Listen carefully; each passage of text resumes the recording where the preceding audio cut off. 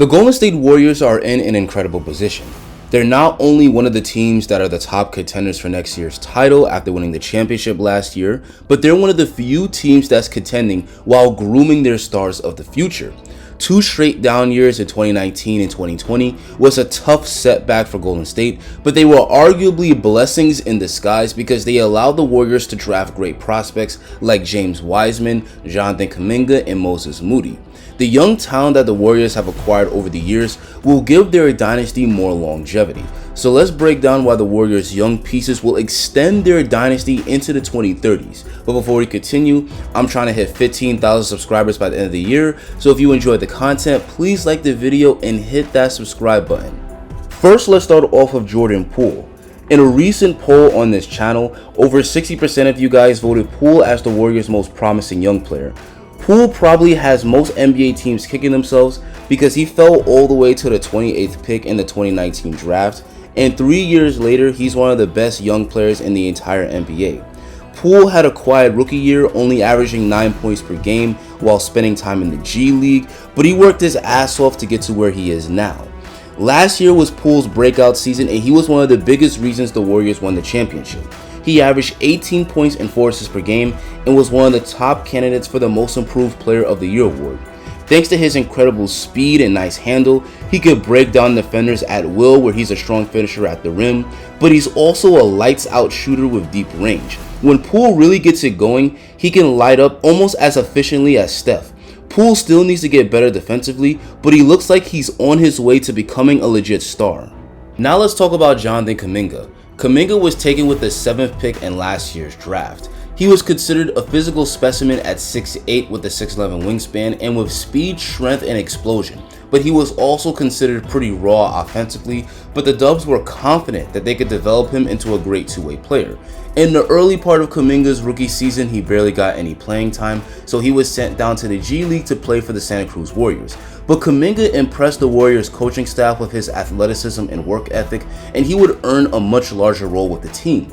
From January to the end of the season, Kaminga started to play a lot more, and in that time he averaged 11 points and 4 rebounds per game. Kaminga's hard work also helped him to earn some playing time in the playoffs, including an 18-point night and a blowout victory over the Grizzlies in Game 3 of that series. Overall, he was impressive in his rookie year, but Kaminga is only scratching the surface of his potential. With the departure of many of the Warriors' veterans' free agency, Kaminga has a chance to earn a huge role next season. He's already a great slasher and finisher at the rim, but once he develops that consistent jump shot, that'll take his offensive game to another level. And he's already good on defense where his size and athleticism allow him to be a good man-to-man defender and cover multiple positions. The sky is truly the limit for Kaminga, and if he keeps developing his game, he could definitely be a core piece that helps Golden State to win more titles. After Kaminga, the Warriors took Moses Moody with the 14th pick. Like Kaminga, Moody didn't play much early in the season and spent time in the G League. He dominated the G League, averaging over 30 points per game, and the Warriors coaching staff was impressed with Moody's shooting ability, defense, and work ethic. Later in the season, Moody started to play a lot more, and on March 7th, he would score a career-high 30 points, the most ever for a teenager with the Warriors. Moody also got some serious time in the playoffs, including a 10-point night in Game 4 of the Mavericks series. Now Moody has a huge sophomore season coming up where he can earn a big role for the Warriors. Moody already has some good 3-and-D skills that makes him ready to contribute to winning basketball, but he's also shown flashes of being a good ball handler and shot creator. Next season, Moody has a serious chance to play heavier minutes and have a breakout season. Now let's discuss James Wiseman. Wiseman was the number 2 overall pick for the Dubs back in 2020. Wiseman averaged 11 points and 6 boards a game his rookie season and showed some flashes of excellence, but he was also a huge mess on defense. But to be fair to Wiseman, he had gone a long time without playing basketball, from the time he was suspended by the NCAA to his first NBA game, giving him a pretty steep learning curve. So considering that adversity, he was impressive his rookie year. But unfortunately, Wiseman's rookie season was cut short due to a knee injury, which also cost him his entire second year. But Wiseman looked impressive in this year's Summer League, and going into his 3rd year, he's got a chance to have a big impact for Golden State. Wiseman can give the Warriors something they haven't had in years, and that's a dangerous screen and roll game. Thanks to his incredible size and leaping ability, he's a great lob target and finisher in the paint. Wiseman also has some good perimeter skills for a player his size, with the ability to hit jump shots and put the ball on the floor. If he could continue to expand his offensive game while getting better defensively, he could still be a special player, but he's going to come off the bench behind Kevon Looney at the start of the season. Next, let's discuss Andrew Wiggins. I know Wiggins is a bit old to be considered a young player, but he's young enough to help lead the next era of Warriors basketball. Andrew Wiggins has completely reinvented himself in Golden State. He underachieved his first few years in Minnesota, but in Golden State, he's turned into one of the top two-way forces in the entire NBA. Somehow, despite Wiggins' incredible play on defense, he didn't get a single vote on the all defensive teams, but he took that very personally and showed it in the playoffs, locking up Luka and locking up Tatum to help the Dubs win their 4th championship. But he also stepped up offensively when needed. Headed into next season, Wiggins is still hungry for more success and hopes to make his 2nd straight All-Star game. At just 27 years old, Wiggins can definitely be one of the Warrior veterans that leads the franchise after Curry, Klay, and Draymond retire. Now we need to discuss the Dubs' recent draft picks. Back in June, the Warriors drafted Patrick Baldwin Jr. Selecting PBJ was a low-risk, high-reward move for the Warriors.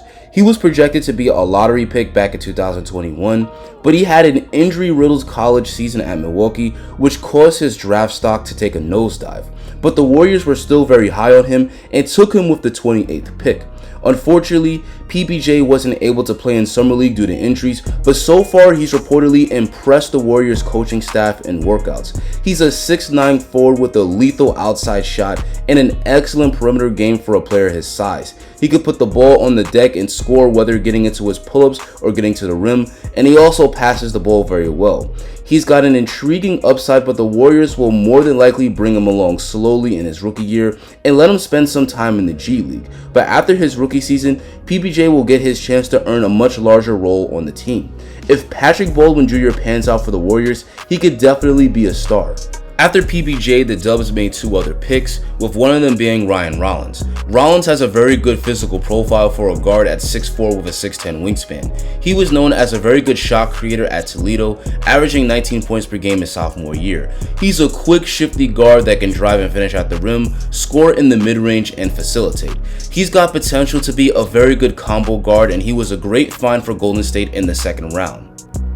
And lastly, the Warriors drafted Goose Santos with the 55th pick. Santos is a big 6'8" forward with the ability to handle the rock, drive to the hoop, and facilitate. Santos is still under contract for his team in Brazil, and the Warriors will probably leave him overseas one more season before bringing him over, but he appears to be a great draft and stash prospect. Anyway guys, that's going to be the end of the video. It's incredible that the Warriors are in position to compete for a championship while still cultivating a good young core. With the young talent in Golden State, the Warriors dynasty has potential to extend well into the 2030s after Steph Curry decides to hang them up. Which of the Dubs' young players has the most potential?